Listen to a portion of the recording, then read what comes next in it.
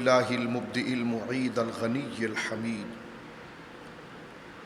ذي العفو الواسع والعقاب الشديد والصلاة والسلام على سيد الأنبياء خاتم النبيين سيد المرسلين شفيع المذنبين سيد الأولين والآخرين سيدنا وحبيبنا نبينا وكريمنا ومولانا محمد صلى الله عليه وسلم عبده ورسوله بالهدى والدين الحق أرسله.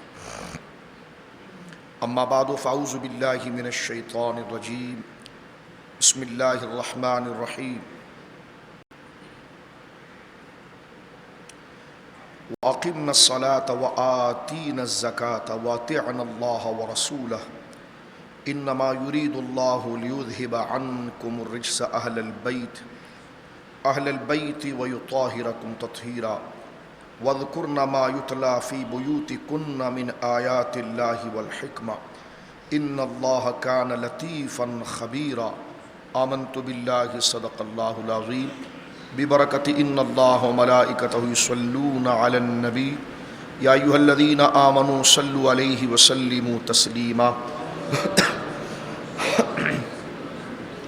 اللهم صل على سيدنا مولانا محمد طب القلوب دوائها وعافية الأبدان وشفائها ونور الأبصار وضيائها وعلى آله وصحبه وبارك وسلم صلاة وسلاما عليك يا سيدي يا حبيبي يا رسول الله. كلهم من رسول الله ملتمس غرفا من البحر أو رشفا من الديم منزه عن شريك في محاسنه فجوهر الحسن فيه غير منقسم. ثم الرضا عن أبي بكر وعن عمر وعن علي وعن عثمان ذي الكرم. مولاي صل وسلم دائما سرمدا على حبيبك خير الخلق كلهم.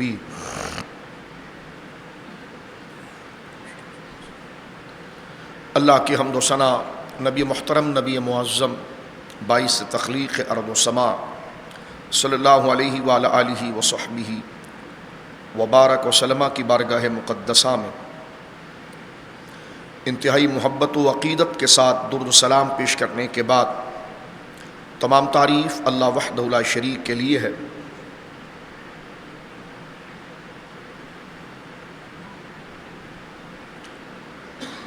جمعۃ المبارکہ میں نبی کریم علیہ الصلاۃ والسلام کی عظمت و شان اور آپ کے قدر و مقام کے حوالے سے ترتیب کے ساتھ ہم قرآن مجید فرقان حمید کی یہ کے بعد دیگر آیات کے ذریعے ان حقوق کو اور اپنے اوپر ہر امتی کے اوپر عائد ہونے والی ان ذمہ داریوں کو ہم سیکھ رہے تھے، سمجھ رہے تھے، پڑھ رہے تھے اور عمل کے لیے اپنی طبیعتوں کو راغب کر رہے تھے. جو نبی کریم علیہ الصلاۃ والسلام کے مقام و عظمت کے حوالے سے اللہ رب العالمین جل وعلا نے آپ کو مرتبہ عطا فرمایا ہے، اور اس کا بدل یہ ہے کہ امت پر ان تمام حقوق کا تحفظ، اس کی نگرانی اور اپنے قلب و جگر کے اندر ان تمام حقیقتوں کو یقین کے درجے تک لے جانا اور اپنی تنہائی میں اور اپنے مجمع میں ظاہر میں اور باطن کے اندر ان تمام حقوق کی پاسداری کرنا جو حق مصطفیٰ صلی اللہ علیہ وسلم، جو حقوق مصطفیٰ صلی اللہ علیہ وسلم ایک امتی کے اوپر لازم ہوتا ہے.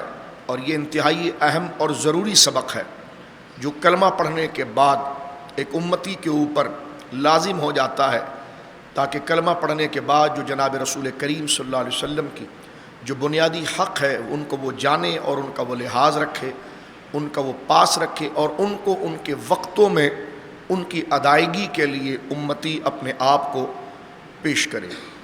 ترتیب کے ساتھ ہم اسی چیز کو ذکر کر رہے تھے، لیکن اسی دوران یعنی جمادی ربیع الثانی ربیع الآخر کے اندر سرکار دو عالم صلی اللہ علیہ وسلم کے حقوق میں، یعنی سرکار کے مقام و مرتبے و شان کے اعتبار سے جو رشتے ناتے اور جو قدریں ہیں جن کو قبول کرنا ہم پر لازم و ضروری ہے، ان میں جہاں سرکار علیہ الصلوۃ والسلام کی بذات خود آپ کی ذات مبارکہ کے کمالات اور آپ کی حیثیات اور آپ کے منصب ہیں، وہیں پر وہ ہستیاں جو نبی کریم علیہ الصلوۃ والسلام کی ذات کے ساتھ منسوب ہیں، متعلق ہیں، وہ تمام حقوق مصطفیٰ اور حق مصطفیٰ صلی اللہ علیہ وسلم میں داخل ہیں۔ ان کا لحاظ، ان سے محبت، ان کی تکریم، ان سے استفادہ فیض کرنا، یہ امت کی گردنوں پر ذمہ داری ہے حضور کے کلمہ پڑھنے کی وجہ سے۔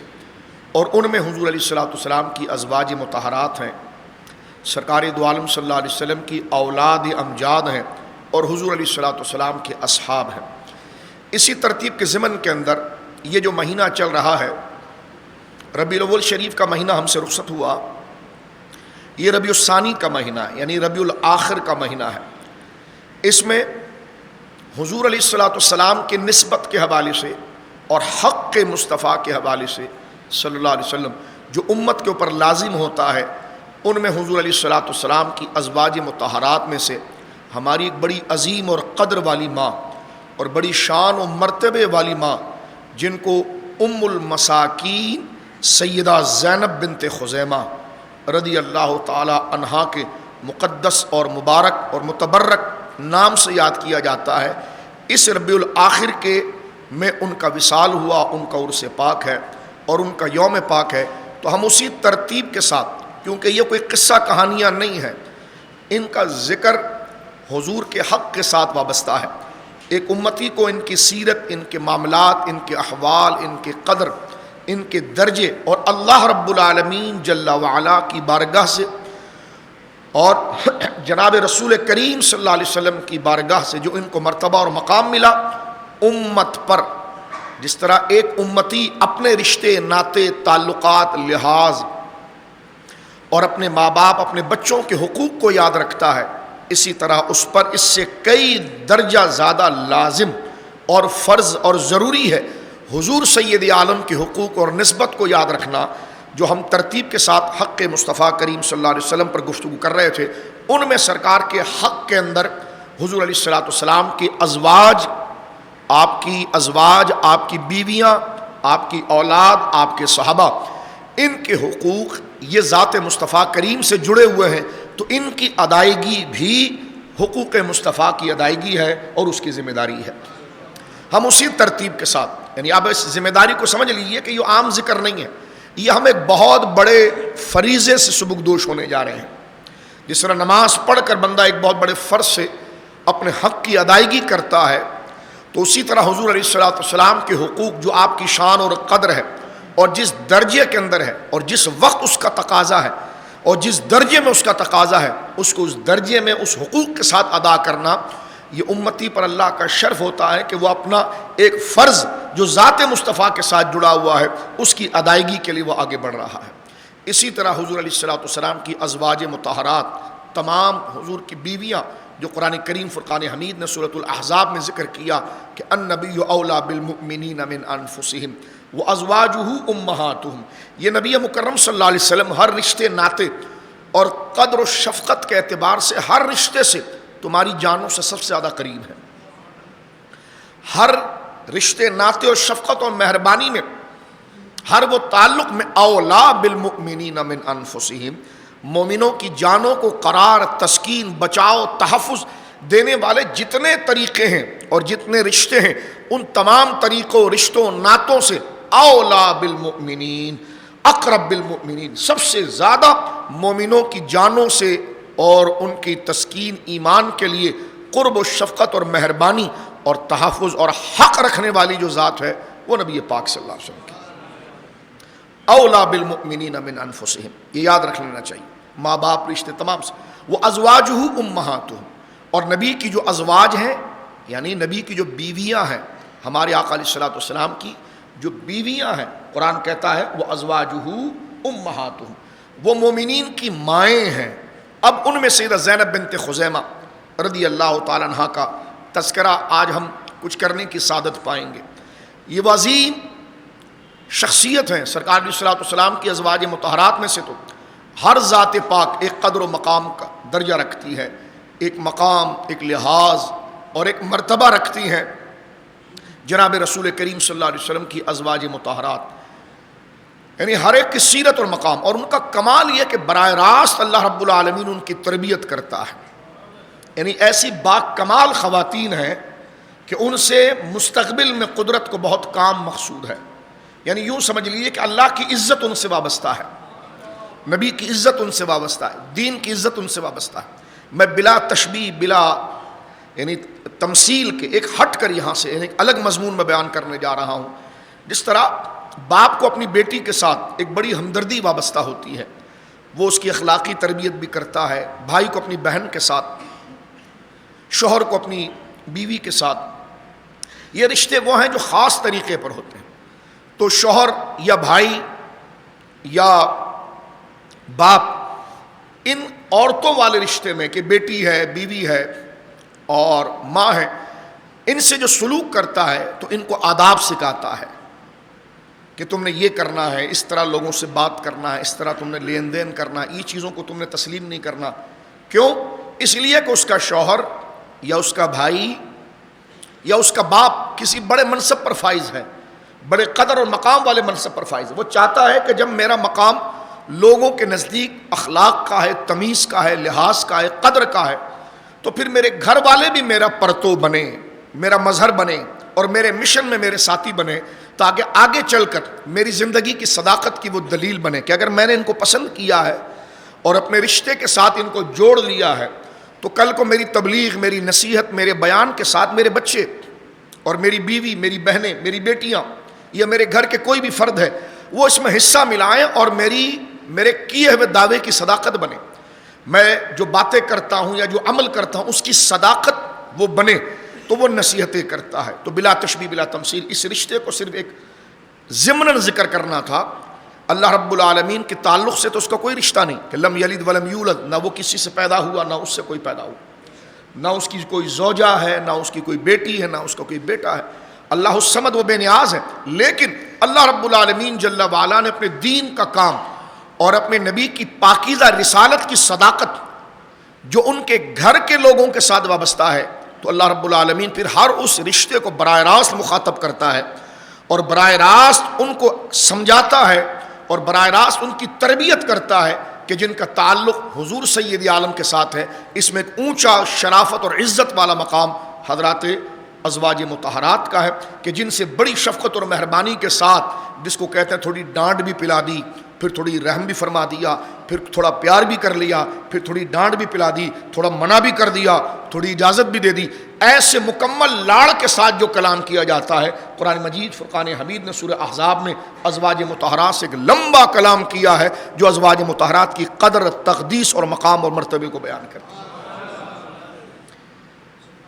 اب جس طرح کہ سیدہ زینب بنت خزیمہ رضی اللہ تعالیٰ عنہ، زینب نامی ہماری دو مائیں ہیں، ایک زینب بنت جہش ہیں رضی اللہ عنہ، ایک زینب بنت خزیمہ ہے. میں آگے ذکر کرنا چاہوں گا لیکن یہاں پر سر دس اس بات کو سمجھ لیا جائے کہ حضور علیہ الصلوۃ والسلام کی ازواج کیوں تھی. یہ ایک الگ بحث ہے کہ تعدد ازواج، اس پر ہم اکثر گفتگو کرتے رہتے ہیں کہ انبیاء کرام کو اللہ کی طرف سے باضابطہ طور پر یہ رخصت ملتی ہے کہ وہ متعدد شادیاں کر سکتے ہیں. ان کی شادیوں کے بے شمار سماجی، سیاسی، مذہبی فوائد ہوتے ہیں. ان کی شادیوں کا تعلق ہماری شادیوں کی طرح نہیں ہوتا ہے جو ہم تلذذ نفس کے لیے یا معاملہ. ان کی شادیوں میں ظاہر سی بات ہے انبیاء کا وجود یا ان کا مقام قدرت سے ان کو ایک اہمیت اور ایک بہت بڑے پیغام اور مقصد کو حاصل کرنا ہوتا ہے، یعنی ان سے مقصد کا پھیلاوا ہوتا ہے. تو اللہ رب العالمین کی طرف سے انبیاء کرام کو ظاہر سی بات ہے مرد اور عورت دونوں سے سماج بنتا ہے، اور نبی کی ذات جو ہے وہ صرف مردوں کے لیے ہدایت نہیں، عورتوں کے لیے بھی ہدایت ہے. اب عورتوں کے لیے ضرور ہے کہ ہر عورت کا طبقہ، شعبہ، رشتہ، ناطہ، کیفیت الگ الگ ہے. نبی بحیثیت مرد کے تو ایک جگہ جرنیل بھی ہیں، ایک جگہ سپاہی بھی ہیں، ایک جگہ امیر بھی ہیں، ایک جگہ بظاہر فقر اختیاری بھی ہے. تو نبی اپنی پوزیشن سے ہر انسانی اور مرد کی شکل و صورت کی تعلیم کے لیے اپنی زندگی کے اندر ان تمام ترنگ کو بیان کرتا ہے. لیکن عورتوں کے اندر جہاں کنواری بھی ہیں، بیوہ بھی ہیں، چھوٹی عمر کی بھی ہے، بڑی عمر کی بھی ہے، بوڑھی بھی ہیں، بیوہ بھی ہیں، بچوں والی بھی ہے، بغیر بچوں والی بھی ہے، ذہنی. تو ان عورتوں کے لیے پھر مرد کے حوالے سے کہ وہ اپنی بیویوں کے ساتھ کیسے سلوک کرے، یہ مرد سے تو نہیں ہو سکتا جب تک اس کے نکاح کے اندر کوئی عورت نہ آئے. پھر عورت جو نکاح کے اندر آتی ہے اس کی مختلف طبیعت، مختلف حالات اور معاملات ہوتے ہیں، اور نبی کی زندگی جو ہے وہ اسوہ حسنہ ہے. اس لیے اللہ رب العالمین جل وعلا اپنی نبی کی زندگی کے اندر ان تمام انسانی کیفیات کو شامل کر دیتا ہے. اس لیے نبیوں کو کئی ازواج اور بیویوں کی اجازت ملتی ہے تاکہ ہر فکر اور ہر رشتے، ہر نزاکت، ہر کیفیت کے حوالے سے امت کو درس ملے کہ اس شعبے میں، اس کیفیت میں، اس درجے میں، اس رشتے میں، اس خاص صورت میں نبی کی کیا تعلیم ہے. تو متعدد، یہ تو ایک الگ موضوع ہے. یعنی جہاں پر بد مذہب مستشرقین عیسائی یا نصرانی اپنی جہالت کے اندر یہ بکواسات کرتے ہیں کہ جناب اتنی ساری بیویاں کیوں ہیں، یہ تعدد ازواج، یہ ایک الگ بحث ہے جس پر ہم گفتگو کرتے رہتے ہیں. پہلی بات تو یہ سوال ہی نہیں، یعنی کچھ پتہ ہی نہ ہو بندہ سوال جھاڑ دے تو وہ جہالت ہے. پہلے آپ کچھ پڑھ لیتے، سمجھ لیتے، پھر اس میں اگر کوئی اشکال آتا اس بحث کے اندر تب سوال بنتا ہے. بندے کو سرے سے کوئی موضوع پتہ ہی نہیں ہو، چھٹ سوال کر دے تو یہ انتہائی درجے کی عقل کا دیوالیہ، اور وہ بندہ منہ لگانے کے لائق نہیں. جس نے کبھی وہ موضوع ڈسکس ہی نہیں کیا، کبھی پڑھا ہی نہیں، اس کو کبھی سمجھا ہی نہیں، چٹ سوال کر دیا یہ ایسا کیوں ہے. تو بھائی آپ اس موضوع کو جانتے کہ نہیں؟ تو پھر سوال کیسے بنتا ہے؟ پہلے آپ اس کو پڑھیں، اس کے تمام سیاق و سباق کو پڑھیں اور جانیں. پھر اس پڑھنے اور جاننے کے بعد اس کی تفہیم میں اگر کہیں پر کوئی رکاوٹ آتی ہے پھر سوال بنتا ہے. یہ کیسے ہو سکتا ہے کہ جناب جو ہے جس چیز کو بندہ جانے ہی نہ اس کے بارے میں سوال کرے؟ تو جس کو جانتا ہی نہیں سوال کرنا وہ جہالت ہے، وہ ہٹ دھرمی ہے، وہ تعصب ہے، وہ سمجھنا نہیں ہوتا، وہ ایک الجھاوا ہوتا ہے. لہٰذا مستشرقین کا یا ہندوؤں کا یا غیر مسلموں کا سرکار دو عالم صلی اللہ علیہ وسلم کی تعدد ازواج، متعدد ازواج کے حوالے سے سوال کرنا یہ نیری جہالت ہے، یہ ایک الگ موضوع ہے. لیکن میں یہاں پر جو بات کرنا چاہ رہا ہوں اسلامی نقطہ نظر سے اور سیرت کے حوالے سے جو ایک مسلمان کو معلوم ہونا چاہیے کہ سرکار دو عالم صلی اللہ علیہ وسلم کی ازواج مطہرات کتنی ہیں. علماء نے اس کی 3 قسمیں کی ہیں.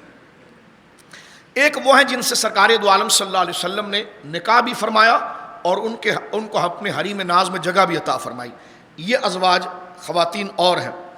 ایک وہ ہیں جن کو حضور علیہ الصلوۃ والسلام نے نکاح کا پیغام دیا، کسی حالات اور کسی خاص کیفیت اور جس میں ایک سبق ہے، ایک الگ بحث ہے.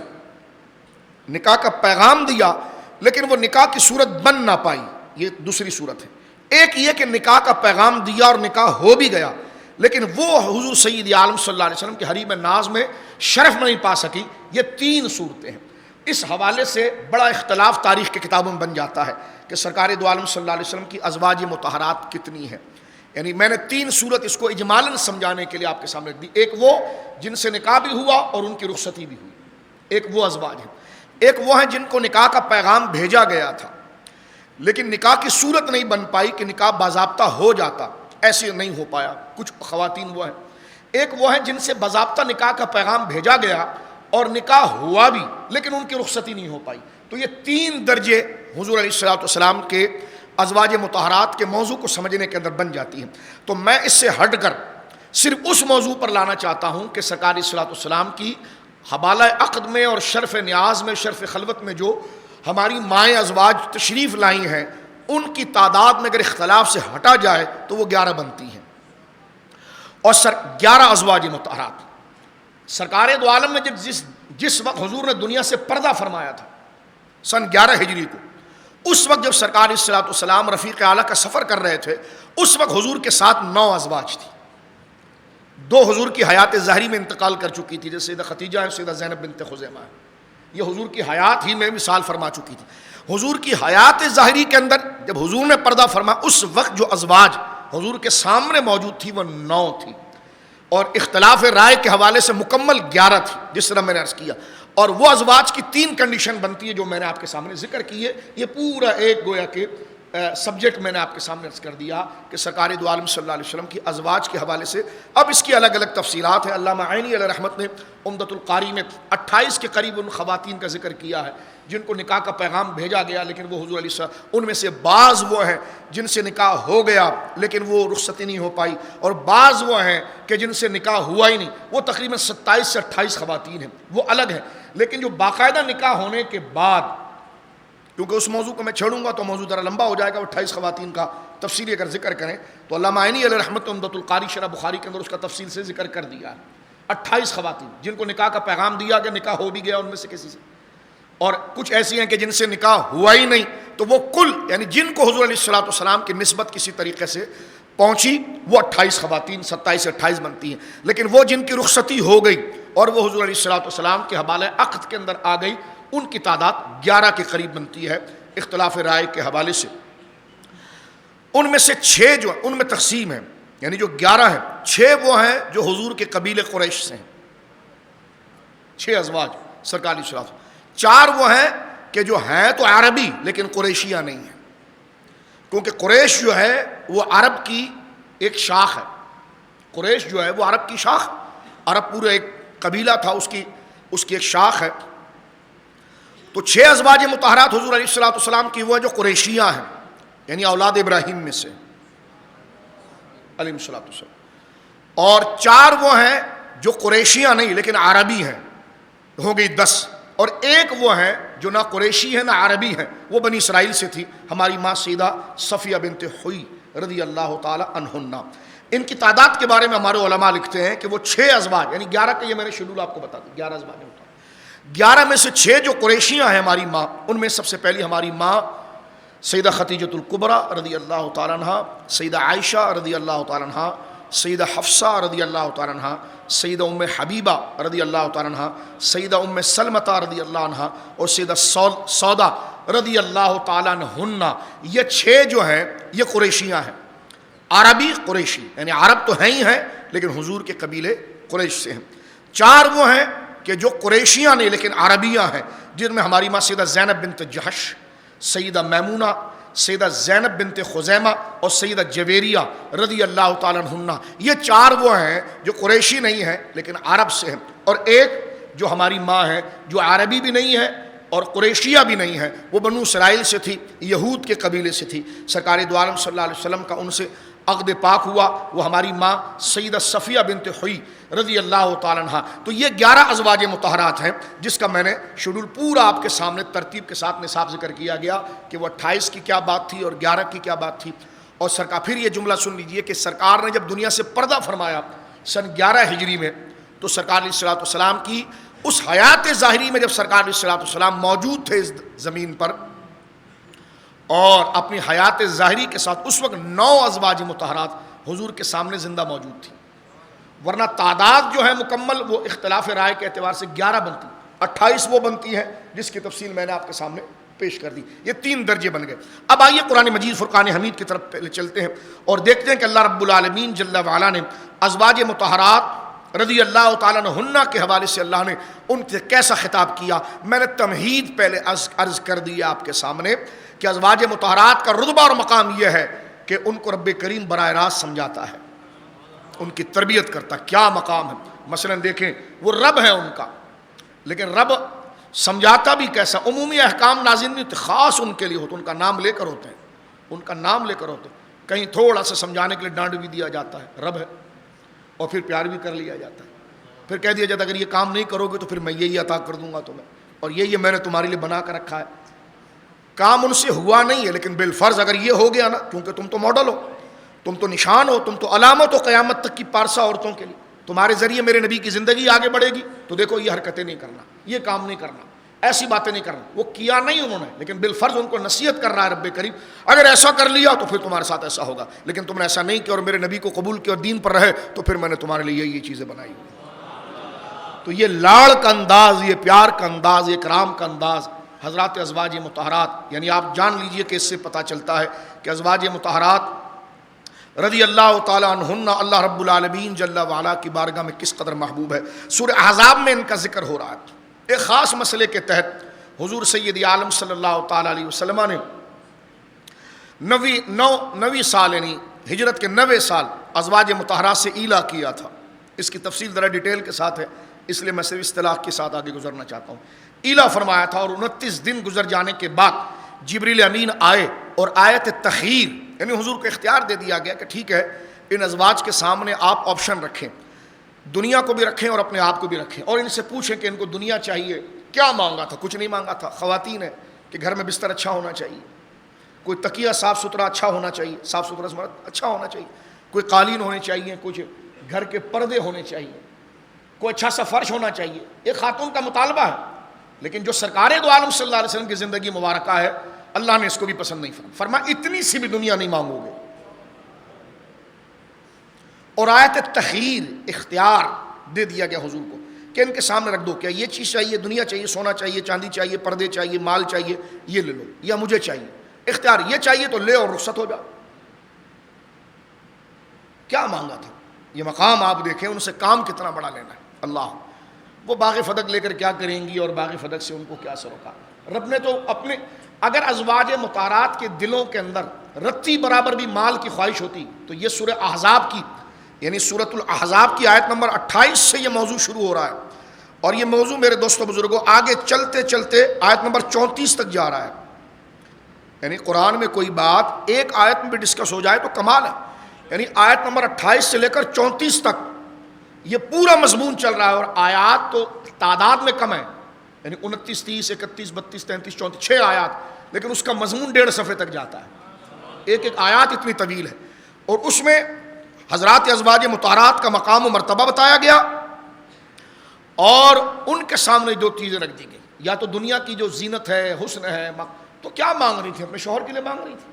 ایک عورت چاہتی ہے کہ میرا شوہر میرے ساتھ ہے تو کوئی خوشبو بھی ہو, کوئی بستر کی چادر بھی ہو, کوئی تکیہ بھی ہو, کوئی غلاف بھی ہو, کوئی قالین بھی ہو, کوئی جھاڑو بھی ہو, کوئی اچھے صاف ستھرے پانی کے مٹکے بھی ہوں, کوئی گھر کے اندر ڈیکوریشن کے حوالے سے کوئی پیس ہو تاکہ کوئی مہمان آئے تو گھر اچھا لگے, کوئی کٹن پردے وغیرہ ہو. اس میں کون سی ناجائز چیز؟ لیکن ان کا مقام تجرد میں, شرافت میں اتنا اوپر ہے کہ اللہ رب العالمین نے 29 دن ایلا کے بعد اپنے محبوب پر آیت اتار دی سورہ احزاب کی, اور کہہ دیا کہ ان کے سامنے 2 اختیار رکھ دو. آیت تخیر, ان سے کہو یہ ساری چیزیں چاہیے تو اس سے زیادہ چیزیں دیتے ہو تو میں رخصت کر دیتا ہوں, یہ اللہ رسول چاہیے بتا دو.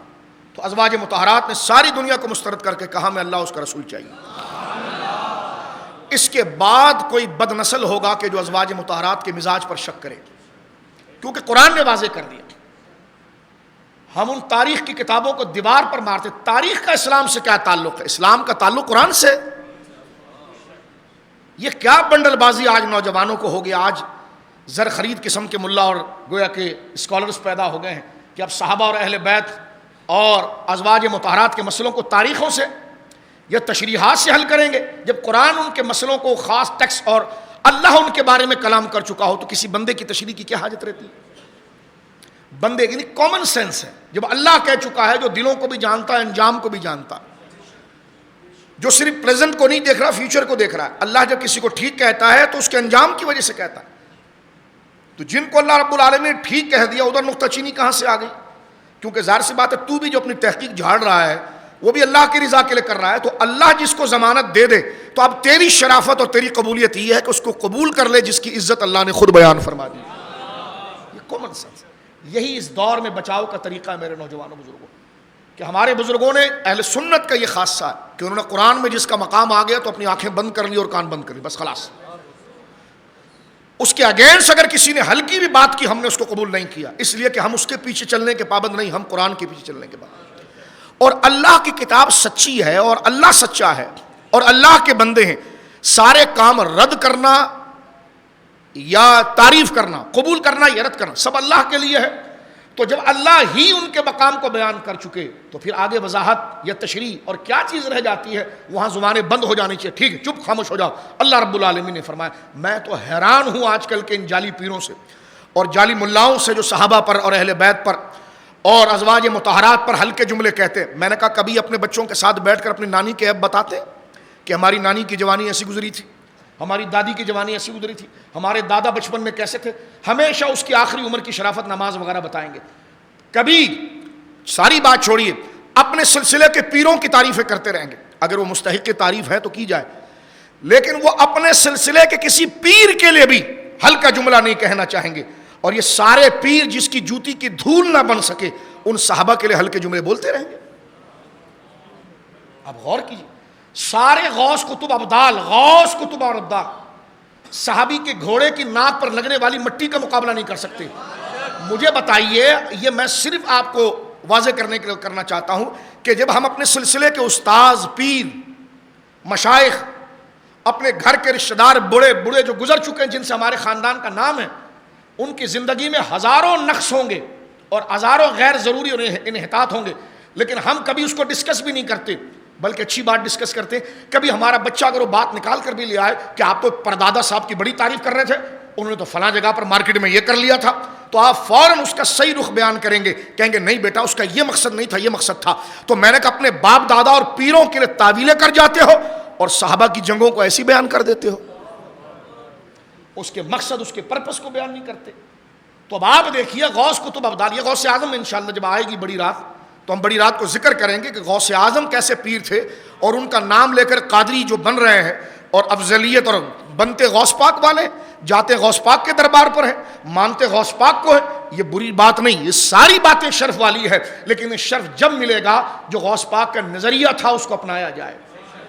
جن کا پوری زندگی غوث پاک رد کرتے رہے، جن بولی کو پسند نہیں کرتے رہے، جن رافضی شیعوں کو دیواروں سے مارتے رہے، پوری زندگی شیعوں کے خلاف آپ کھڑے رہے، اور آپ جا کر ان کے ساتھ بیٹھنا شروع کر دیں، ان کی بولی بولنا شروع کر دیں، پھر کس نے کسی کا قلم روکا ہے؟ آج کل تو مارکیٹ میں جاؤ 50 روپے کا پوسٹر بن جاتا ہے، لکھو اپنے ساتھ قادری، غوث پاک کا وارث، غوث پاک کا بیٹا، لکھو کس نے بولا ہے، لکھو، آپ کا قلم ہے، آپ کا پیسہ ہے، لیکن فیصلہ قبر و حشر کے اندر ہوگا کہ کس نے بزرگوں کا نام یوز کیا ہے اور کون ان کے رستے پر چل رہا ہے۔ قادری ہونا شرف کی بات ہے، ان کی اولاد ہونا عزت کی بات ہے، ہم اس کا انکار نہیں کر رہے ہیں، اس کا مفہوم مخالف نہ نکالا جائے، لیکن اصل چیز ہے کہ ان کے سبق کو مانا جائے۔ اب آپ دیکھیے قرآن مجید ان کے بارے میں کیا کہتا ہے، یہ ساری تفصیل بتانا اس لیے ضروری ہے کہ انتہائی حساس اور ضروری موضوع ہے۔ تو آپ دیکھیے میرے دوستو بزرگوں، ہم گھر کے بڑے توجہ اور دماغ کو کھول کے اس بات کو سنیں، ہم گھر کے کسی بڑے بوڑھے کے بارے میں جن سے ہمارے گھر کی عزت وابستہ ہے، ان کا ذکر ہلکے الفاظ میں اپنے بچوں کے سامنے نہیں کرتے، چاہے جائے کہ صحابہ کا ذکر کر دیا جائے، اور اگر ہمارے بڑے بوڑھوں میں سے کسی نے کوئی بات غلط کی بھی ہو اور بچے پوچھے یہ بات غلط، تو اس کا ہم صحیح رخ بیان کرنے نہیں بیٹا ایسا نہیں تھا، ایسا تھا۔ تو یہ سارے قطب ابدال غوث خواجگان، یہ سرکار دو عالم صلی اللہ علیہ وسلم کے بڑے صحابہ، تو بڑے صحابہ آخری عمر میں جس نے حضور کو دیکھا ہے اس صحابی کی گرد راہ کو نہیں پہنچ سکتے۔ تو تھوڑی سی شرم کرنی چاہیے کہ سب سے بڑا درجہ کن کا ہے، ان کے بارے میں تو جو منہ میں آیا بک دیا، فلاں تاریخ میں لکھا ہوا، فلاں تاریخ میں لکھا ہوا ہے۔ تو یہ تاریخوں کی حیثیت ہے، تاریخوں کی تاریخ یہ مقام رکھتی ہے کہ صحابہ کو اس سے ڈسکس کیا جائے، تاریخ یہ مقام رکھتی ہے کہ ازواج مطہرات کو اس سے ڈسکرائب اور اس کا ذکر کیا جائے۔ کہتے کیوں؟ میں نے کہا اس لیے کہ ان کی تاریخ قرآن ہے، جب قرآن ان کے مرتبے کو بیان کر چکا ہو تو پھر کسی اور تاریخ کی ضرورت نہیں ہے۔ اب دیکھیں ان قرآن کیا مانگ رہی تھی ازواج مطہرات، میں نے اشارہ دیا، اب اللہ ان کی نصیحت کر فرمایا یا ایھا النبی، اے محبوب مکرم صلی اللہ علیہ وسلم، قل لازواجک، اپنی بیویوں سے کہہ دو۔ اب براہ راست امت سے خطاب نہیں ہو رہا، صرف امت کے خاص طبقے ان سے ہو رہا ہے۔ ان کنتن تردن الحیات الدنیا وزینتہا، اگر تم دنیا کی زینت اور دنیا کی زندگی مانگ رہی ہو، کیا مانگ رہی تھی میں نے آپ کو بتا دی، فتعالینا، تو آؤ، پھر آ جاؤ، یہ مانگ رہی تھی تم دنیا کی زینت، دنیا کی خوبصورتی، دنیا کے کمال، جو گھر کی چیزیں یہ مانگ رہی تھی، فتعالینا، تو آ جاؤ، امتعکن، تو یہ ساری دنیا کا مال ہم تمہیں دے دیتے ہیں، وَأُسَرِّحْكُنَّ سَرَاحًا جَمِيلًا، اور اس کے بعد بڑی اچھائی کے ساتھ تمہیں رخصت کر دیں گے۔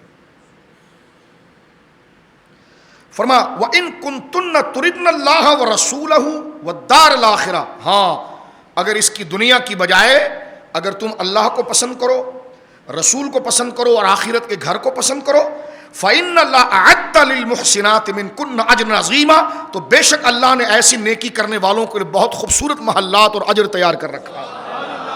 اب دیکھو کتنے لاڑ سے ادھر ڈانٹا بھی جا رہا ہے، ادھر پھر راضی بھی کیا جا رہا ہے اور ان کو بتایا بھی جا رہا ہے۔ دیکھیں ایک کے بعد ایک ترتیب اس سلیقے میں جیسے ہمارے وہاں بول چال ہوتا۔ اب اللہ فرما رہا ہے یا نساء النبی، اب براہ راست کسی اور عورتوں کو خطاب نہیں، حضور کی بیویوں، یا نساء النبی، اے نبی کی بیویوں خاص، من یأتی منکن بفاحشۃ مبینۃ، بالفرض اگر تم نے کوئی کھلی معصیت کا کام کر لیا، بالفرض اگر ایسا کر لیا تم نے، اب یہ نصیحت کی جا رہی ہے، یضاعف لها العذاب ضعفین، تو جیسا تمہارا مرتبہ ہے نا اس طرح دگنا عذاب بھی تمہیں دیں گے۔ اور عورتیں اگر غلطی کر جائیں تو ان کو ہم کم عذاب دیں گے، تم نے اگر غلطی کر دی تو تمہیں دگنا عذاب دیں گے۔ وَكَانَ ذَلِكَ عَلَى اللَّهِ يَسِيرٌ، اب ڈانٹ دی جا رہا ہے، فرمائیے اللہ کے لیے جو ہے بہت ہی آسان ہے۔ اب وہ گھبرا گئی تو پھر اللہ راضی کرتا ہے، وَمَن يَقْنُتْ مِنكُنَّ لِلَّهِ وَرَسُولِهِ، اور لیکن دیکھو سنو، اور تم میں سے جو اللہ اور اس کے رسول کی اطاعت شعار رہے۔ ادھر کیا کہا، اگر معصیت کا کام کیا تو دگنا اجر، دگنا تمہیں عذاب دیں گے. یہ سن لینا. جب وہ گھبرا گئی، کیونکہ یہ تو بالفرض ان سے ہوا نہیں، یہ کام تو نہیں ہوا جو اب کہا جا رہا ہے کہ فاحشۃ مبینہ، کھلی بے حیائی کا کام اگر ہو گیا اور کھلی معصیت کا کام اگر تم سے ہو گیا تو دوہرا عذاب دیں گے. تو وہ ڈر گئیں کہ ہم سے تو ایسا کچھ بھی نہیں ہوا، نہ ہم نے ایسا کوئی مانا ہے. تو لیکن ان کا مقام و مرتبے کے حوالے سے انہیں ڈانٹا گیا اور پھر شفقت سے پھر دوبارہ لاڑ کیا گیا. نہیں ایسا نہیں ہے. وَمَن يَقْنُتْ مِنكُنَّ لِلَّهِ وَرَسُولِهِ، اور تم میں سے جو اللہ اس کے رسول کی اطاعت شعار و فرمان بردار ہے، وَتَعْمَلْ صَالِحًا، اور جو نیک عمل کرتی، نُؤْتِهَا أَجْرَهَا مَرَّتَيْنِ، اس سے ہم اجر بھی دگنا دیں گے. دیکھیں فرما ادھر عذاب دگنا دیں گے، اور جب وہ گھبرا گئیں کہ ہم سے تو ایسا ہوا بھی نہیں ہے، فرما نہیں، اگر تم نیک عمل کرتی رہو گی جیسی کر رہی ہو اور اللہ رسول کی فرمان بردار رہو گی، اجرہا مرتین، جس طرح ہم عام نیک مسلمان کو 10 گنا دیتے ہیں تمہیں 20 گنا دیں گے، اس کو 700 گنا دیتے ہیں تمہیں 140 گنا دیں گے، ہر ایک سے زیادہ تمہیں اجر دیں گے. وَأَعْتَدْنَا لَهَا رِزْقًا قَرِيبًا، اور ہم نے اس کے لیے عزت اور روزی تیار کر رکھی ہے. آگے فرمایا یا نساء النبی، گھبرانا نہیں. یہ باتیں جو ہم تم سے کر رہے ہیں نا کہ کہیں تھوڑا سے سخت ہو جاتے ہیں پھر پیار کرتے ہیں، ایسا نہیں کر رہے تم سے. آگے سنیے قرآن کہتا ہے یا نساء النبی لستن کاحد من النساء، تم عام عورتوں کی طرح نہیں ہونا. یہ جو ہم تمہیں ڈانٹتے بھی ہیں پھر سمجھاتے بھی ہیں، کبھی تمہیں ڈراتے ہیں پھر پیار کرتے ہیں، تو گھبرانا نہیں. ایسا نہیں کہ ہم تم سے ناراض ہیں، تمہارا مرتبہ ایسا ہے. یا نساء النبی، اے نبی کی بیوی. کیا کلام ہے، آنکھیں بندے کی ٹھنڈک سے آنسو والی بھر جاتی ہے کہ کیا مقام اللہ نے ازواج مطہرات کو دیا. فرمایا یا نساء النبی لستن کاحد من النساء، ہم تمہیں ڈانٹتے بھی ہیں سمجھاتے بھی ہیں تو گھبرانا نہیں، ناراض نہیں. دراصل اے نبی کی بیویوں تم عام عورتوں کی طرح نہیں ہونا. ان اتقیتن، اگر بشرطے کہ تم اسی طرح ڈرتی رہو اللہ سے، اس کے احکام کو فالو کو. پھر سمجھانا شروع.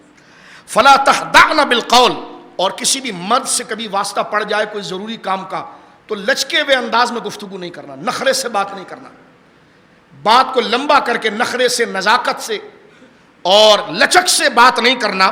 فَيَطْمَعَ الَّذِينَ فِي قَلْبِهِمْ مَرْضٌ، اس لیے کہ کیا پتا اس کے دل کے اندر کوئی مرض موجود ہو اور وہ کچھ اور سمجھ لے. ان کو سامنے رکھ کر قیامت تک کی بیٹیوں کو سمجھایا گیا ہے اور بہنوں کو سمجھایا گیا.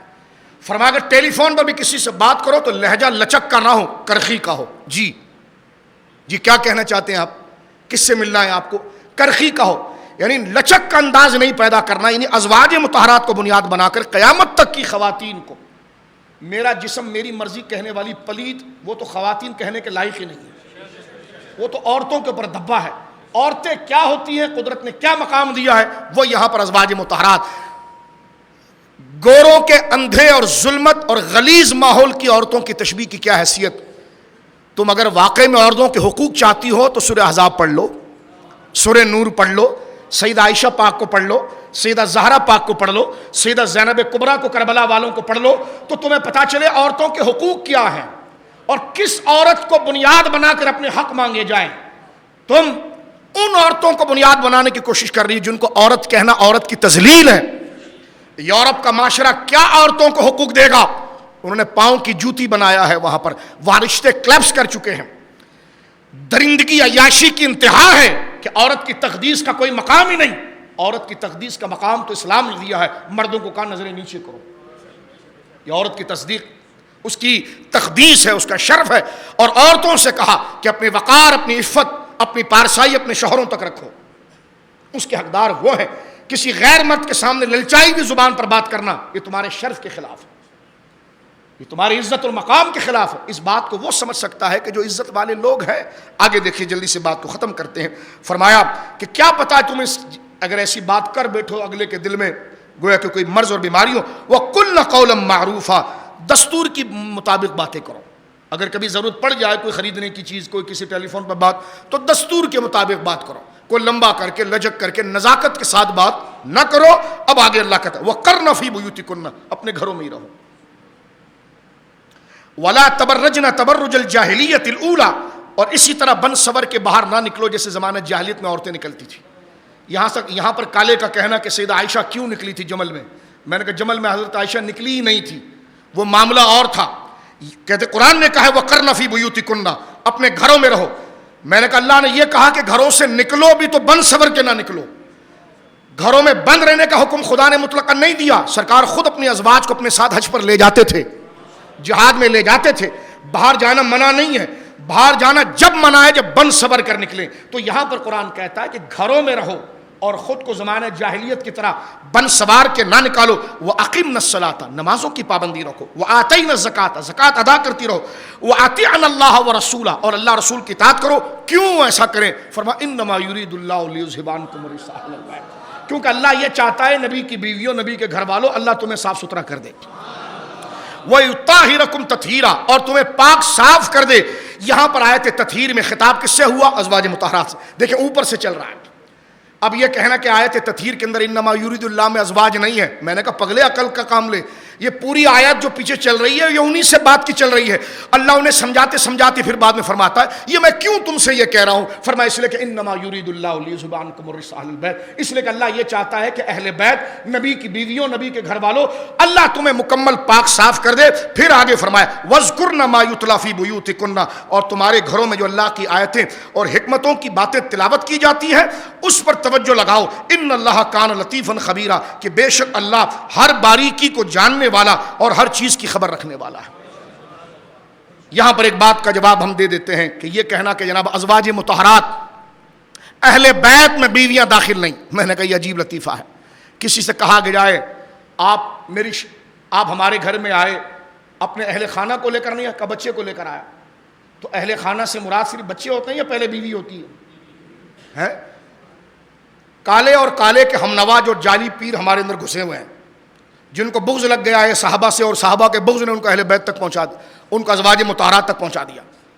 ممبروں پر تقریر کرتے ہیں کہ اس آیت میں ازواج مطہرات نہیں ہے. میں نے کہا بھائی قرآن اوپر سے پڑھو، خطاب ہی ان سے ہو رہا ہے. کانٹیکسٹ پڑھو، اس کا سیاق و سباق پڑھو، خطاب ہی ان سے ہو رہا ہے. سیدہ زہرا اس میں ہیں، مولا علی اس میں ہیں، حسنین اس میں ہیں، لیکن جس وقت یہ خطاب ہو رہا ہے اس وقت خطاب ازواج مطہرات سے ہو رہا ہے. سنی ازواج مطہرات کے ساتھ حضور پنجتن پاک کو اہل بیت سے نکالتا نہیں، ان کو بھی مانتا ہے، لیکن آیت جو اتر رہی ہے اس میں خطاب سیاق و سباق بتا رہا ہے کہ یہ کسی اور سے خطاب نہیں ہو رہا ہے، یہ امہات المومنین سے خطاب ہو رہا ہے. سورہ ہود کا 7واں رکوع ہے، اس پر ہم بات کو ختم کر دیں گے. سورہ ہود کا 7واں رکوع ہے، اس میں قرآن نے کلیئر کر دیا کہ اہل بیت، کہتے ہیں یہ اہل بیت بیویوں کو نہیں کہا جا سکتا. میں نے کہا عجیب ہو، اہل بیت کا معنی کیا ہے؟ گھر والے. تو گھر والوں میں بیوی نہیں آتی؟ آپ کے گھر والے کہتے ہیں آپ کے گھر والے کہتے نہیں. تو میں نے کہا بچے کہاں سے آ گئے آپ کے؟ کوئی یورپ کا قانون لے آئے آپ؟ کہاں سے لے کر آئے؟ تو تھوڑی شرم آنی چاہیے. اہل بیت کا ترجمہ کیا ہے؟ گھر والے. اب آپ دیکھیے اہل بیت کی ترکیب مذکر قرآن کے اندر نبیوں کی بیویوں کے واضح طور پر استعمال ہوئی ہے. سورۃ ہود آیت نمبر 7. میں کسی عربی لغت کی طرف نہیں جاتا، قرآن اس کو ڈسکس کرتا ہے. دیکھیے جس وقت لوط علیہ السلام کی قوم پر عذاب آیا اور جو فرشتے آ گئے عذاب دینے کے لیے، حضرت ابراہیم علیہ السلام اپنے گھر میں موجود تھے. اس وقت آپ کی بیوی سیدہ سارہ تھیں جن کی عمر 90 سال کے قریب ہو چکی تھی، 80 سال. گھر میں بچہ نہیں تھا، آپ کی اولاد ابھی تک نہیں ہوئی تھی.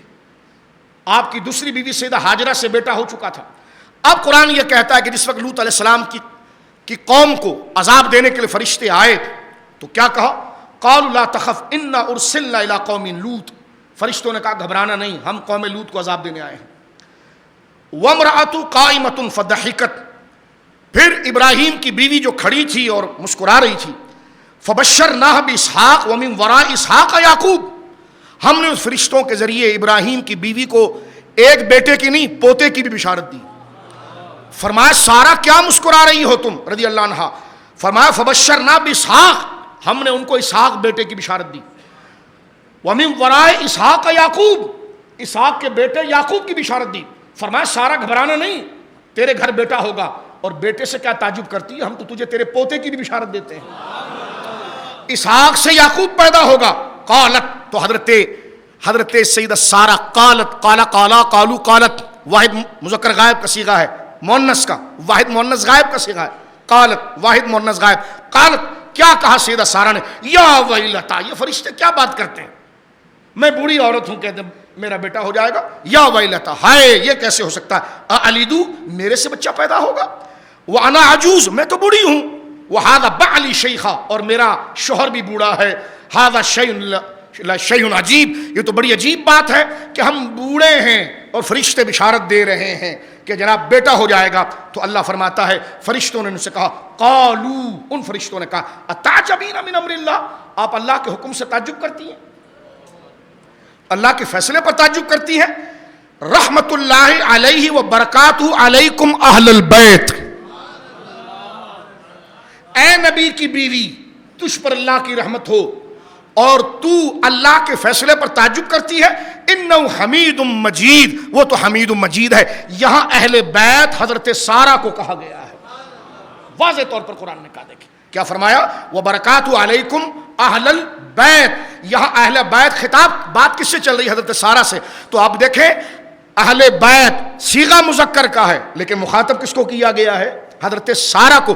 تو یہ کہنا کہ اہل بیت کا لفظ بیویوں پر نہیں بولا جاتا، یہ تو قرآن نے ہی حل کر دیا ہے. سیدہ زینب بنت خزیمہ، یہ ہماری وہ عظیم ماں تھی جو پہلے حضرت عبداللہ بن جہش کے نکاح کے اندر تھی. وہ غزوہ احد کے اندر شہید ہو گئے، کیونکہ آج ان کا عرس ہم کر رہے ہیں ام المومنین کا. سن 3 ہجری غزوہ احد کے بعد رمضان کے ابتدائی دنوں کے اندر یہ سرکار کے نکاح کے اندر آئی ہیں. 3 سے 4 مہینے، بعض علماء نے لکھا کہ 8 مہینے حضور کے ساتھ رہی اور انہوں نے وصال فرما لی. سرکار دو عالم صلی اللہ علیہ وسلم کی حیات ظاہری میں سرکار کی ازواج میں سے جنہوں نے حضور کے دور میں انتقال کیا، ان میں ایک حضرت خدیجہ تھی اور ایک حضرت سیدہ زینب بنت خزیمہ جن کا ذکر ہم کر رہے ہیں. ان کا جنازہ حضور نے خود پڑھایا. سیدہ خدیجہ پاک کا جنازہ اس لیے نہیں پڑھایا، اس وقت جنازہ مشروع نہیں ہوا تھا، جنازے کے احکام نہیں آئے تھے. جنت البقیع شریف کے اندر آپ کو دفن کیا گیا. آپ کا لقب مبارک ہے ام المساکین. آپ بہت رقیق القلب تھی، غریبوں پر اور حضور کی امتیوں پر بڑے مہربان تھی. یہاں تک کہ گھر میں تھوڑا سی بھی کھانا ہوتا، کوئی مانگنے کے لیے آتا تو سارا اٹھا کر دیتی تھی. سرکار نے لقب مبارک دے دیا ام المساکین، غریب مسکینوں کی ماں. تو مسلمانوں خوش ہو جاؤ کہ قیامت کے دن اس ماں کا دامن اگر مل گیا نا تو یہی حضور کی بارگاہ میں شفاعت کر دیں گے، کیونکہ یہ حضور کی امت سے بڑا پیار کرتی ہیں. یہ اپنا سکون بھی اپنے ان بچوں کو، رسول اللہ کی امت کو عطا کرتی ہیں. ام المساکین، اس لیے آج جمعے کو ہم نے ان کے یوم پاک کی طرح منسوب کیا ہے. ربیع الثانی یعنی ربیع الاخر جو مہینہ چل رہا ہے یہ آپ کے عرس پاک کا مہینہ ہے. میں چاہوں گا ہمارے اپنے گھروں کے اندر فاتحہ کی ترکیب کریں، فاتحہ کی رسم رکھیں، فاتحہ کا سلسلہ کریں اور اپنے بچوں کو بتائیں، ان کی سیرت مبارکہ کا خلاصہ بتائیں کہ حضرت زینب بنت خزیمہ رضی اللہ تعالیٰ عنہ ہماری وہ ماں جن کو اللہ رب العالمین نے یہ مرتبہ مقام عطا فرمایا تھا. ان کی زندگی کا ایک حقیقی پہلو یہ بھی ہے، ان کی ایک اور بہن سرکار کے نکاح میں ہے. ان کے انتقال کے بعد وہ نکاح میں آئی. وہ کون؟ سیدہ میمونہ بنت حارث. یہ ماں شریک بہن ہے، یہ ماں شریک بہن ہے ہماری ماں سیدہ زینب بنت خزیمہ کی. دونوں کی ماں ایک ہے، سیدہ میمونہ کی اور سیدہ زینب کی. والدہ ایک ہے، کیونکہ ایک کے والد کا انتقال ہوا تو پھر انہوں نے دوسرا، ان کی امی نے نکاح کیا تو ان سے دوسری بیٹی پیدا ہوئی. تو سیدہ میمونہ اور سیدہ زینب بنت خزیمہ یہ ماں شریک بہنیں ہیں اور یہ سرکار علیہ الصلوۃ والسلام کے عقد پاک کے اندر آئی. اور سیدہ میمونہ وہ ہیں کہ سرکار دو عالم صلی اللہ علیہ وسلم نے عمرہ قضا کرنے کے لیے جب آپ تشریف لے گئے تھے تو آج بھی آپ دیکھتے ہیں کہ جناب مدینہ منورہ میں داخل ہونے کے ساتھ، مکہ مکرمہ میں داخل ہونے کے ساتھ یا مکہ مکرمہ سے جب آپ نکلتے ہیں تو مقام صرف پر لب روڈ ان کا مزار مبارک ہے سیدہ میمونہ. اور کہا گیا کہ یہ وہ جگہ ہے، اسی گھر کے اندر سرکار دو عالم صلی اللہ علیہ وسلم کا ان سے نکاح ہوا تھا اور اسی گھر کے اندر ان کا وصال ہوا ہے اور اسی جگہ پر ان کا مزار مقدسہ ہے. اللہ رب العالمین ہمیں حقوق مصطفیٰ صلی اللہ علیہ وسلم کی اس نسبتوں کے ساتھ ہمیں دین کی تعلیم کو پڑھنے کا شعور عطا فرمائے.